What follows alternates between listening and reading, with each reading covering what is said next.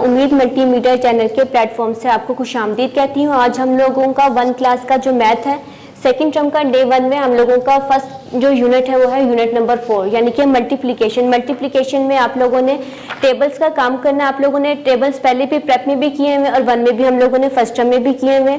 अब हम लोगों ने इसका यूनिट स्टार्ट करना है।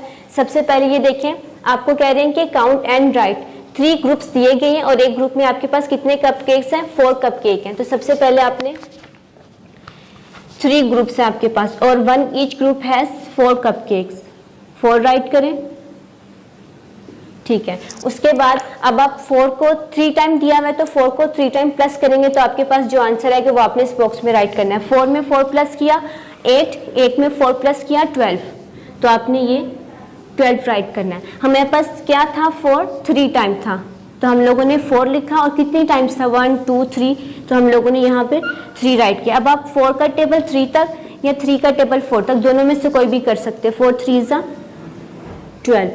अब आप देखें प्लस करने पे भी आपके पास 12 आया और मल्टीप्लाई करने से भी आपके पास क्या आया 12। अब सेकंड वाला देखें 1 2 3 4 5 6 आपके पास फ्लावर्स दिए गए हैं और 6 ग्रुप्स हैं आपके और एक ग्रुप में आपके पास 1 फ्लावर है तो आपने 6 ग्रुप में 1 राइट करना है। अब आप इन 6 1 को 1 प्लस करेंगे तो आपके पास आंसर आएगा 6। अब आपके पास कितने ग्रुप्स थे टोटल, 6 ग्रुप्स थे और एक ग्रुप में कितने फ्लावर थे, 1 था। यानी आपको जो 1 था वो कितनी टाइम दिया गया था, 6 टाइम दिया गया था। अब आप 6 1 ज़ा 6 प्लस करने पे भी आपके पास 6 आया और आपने इसको मल्टीप्लाई किया आपके पास तब भी 6 आया। अब आप इसी तरह देखें पेज नंबर 72 पे आपका होमवर्क है, आपको एमसीक्यूज दिए गए हैं।